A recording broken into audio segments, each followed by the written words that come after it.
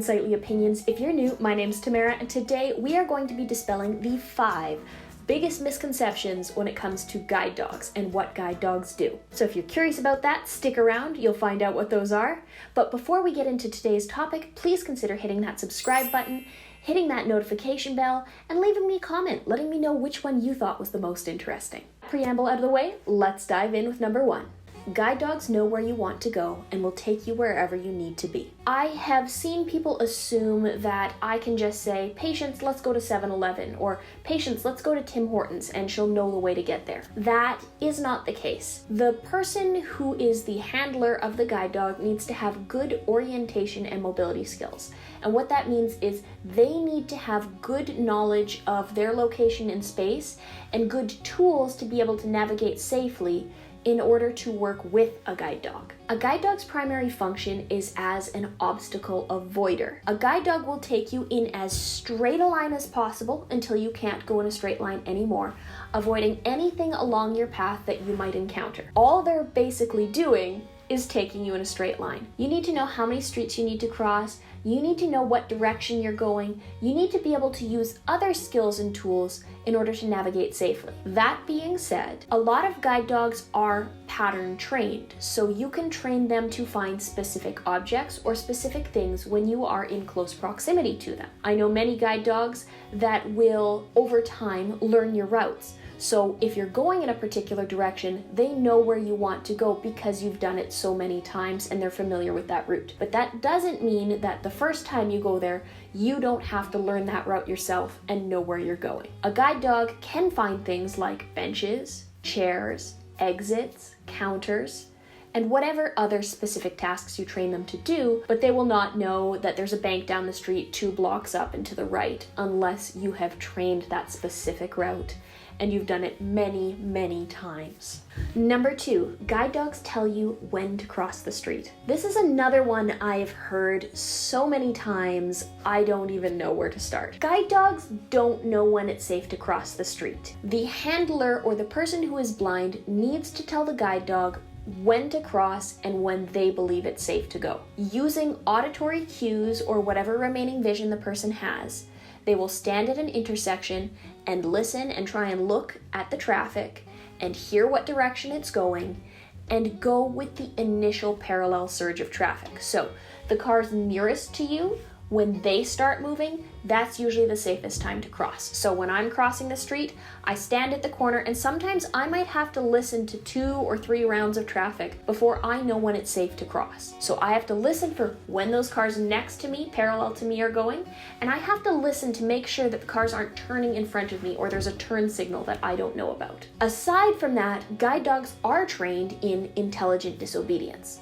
So if I tell my guide dog to do something that isn't safe, she will disobey me. If I tell her to cross the street and there's an oncoming car, she will not listen to me. She will do the exact opposite. She will try and keep me away from danger. And that's probably one of the most complex tasks that a guide dog will do. So you try not to need to rely on that. You need to have the skills at your disposal. You need to have the ability to know when it's safe to cross most of the time in order to be able to work with a guide dog. The guide dog does not tell you when to cross the street. Number 3, you need to be completely blind to use a guide dog. That is not true. I know many people with significant remaining vision who benefit from guide dogs, and I know people who are completely blind, no light perception, who benefit from a guide dog. It is not based on your visual ability. If you are significantly visually impaired to the point that you would be using a cane, a sighted guide, or need some other form of mobility tool, benefit from a guide dog. Many schools do have a limit on the visual ability that you can have in order to obtain a guide dog. For many schools, the limit is legal blindness, and that changes depending on what country you're in or what part of the world you're in. If you're in the UK and you're using metric, that would be 660, or if you're in the US or Canada, that would be considered 20/200 or Hi, Patience. Did you want to come join the video about you? You wanted to come join the video about you. Go to bed. Go to bed, baby. Lay down. She just opened the door to walk in.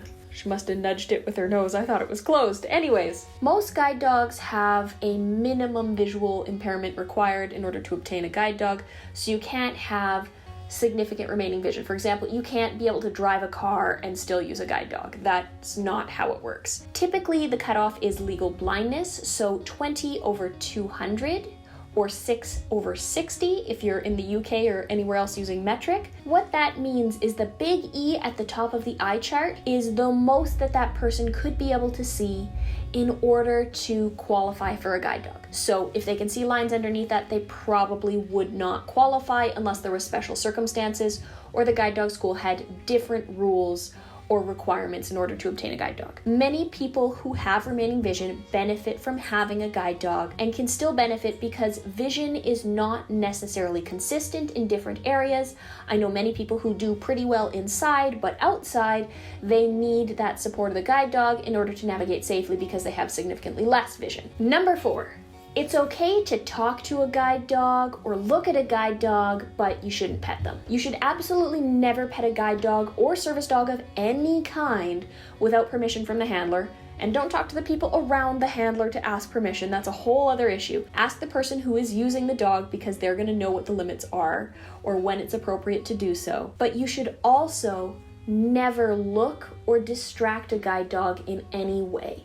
So what that means is you don't want to talk to them, don't stare at them, don't hunker down, don't get in their face, don't say, oh, I know I can't pet you, but I want to, oh, you're so cute, I know it's bad. That is way more distracting, in my opinion, than somebody who does what I call a drive-by petting, where they just come by and they pet as they walk by. Because my dog understands puppy voice. She understands baby voice means the human wants to pet her. And she is a loving and wonderfully personable dog. And when she is not working, she gets all the love and attention from anybody in the world.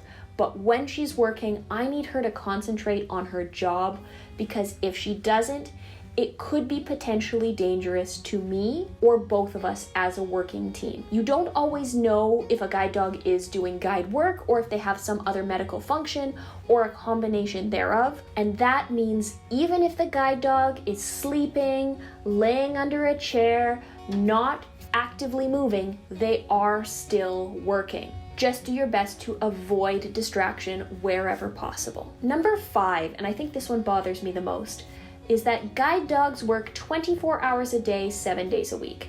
Patience is a normal dog whenever you don't see her out in public. At home, she doesn't work as a guide dog.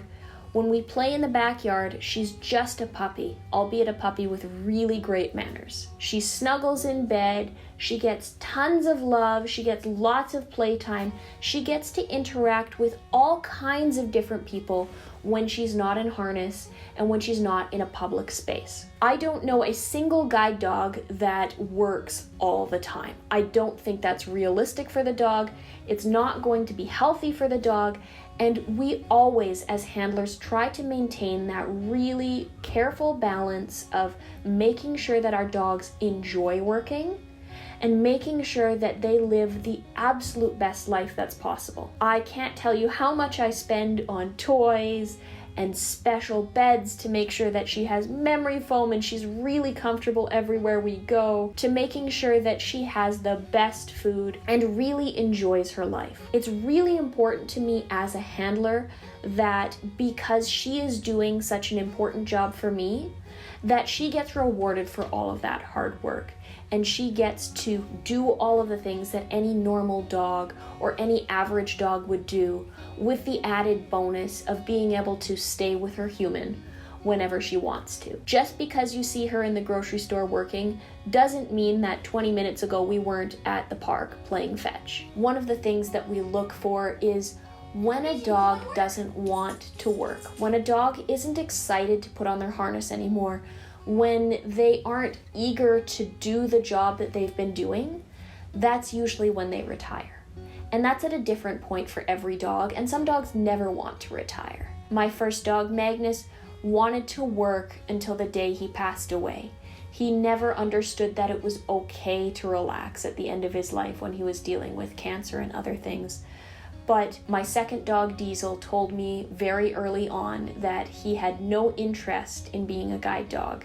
He would much rather be a pet, and so after 1 year of working, even though he was only 3 years old, he retired and he did not work ever again. And that goes to say that when dogs do reach a certain age, usually between 8 and 10 years old, some go a little shorter, some go a little longer, most dogs will slow down and reach their senior years, so you allow them to enjoy that. That's usually the time when you transition onto a new dog. Thank you so much for watching this video. Did you already know everything I said in this video? What did you find the most interesting? What were you curious about, or what other questions do you have about guide dogs that maybe I haven't answered yet? If you enjoy content like this, please don't forget to subscribe, hit those bells and buttons, leave me a comment. I love to hear from you guys. And we just reached 400 subscribers, which is fantastic. I am so over the moon.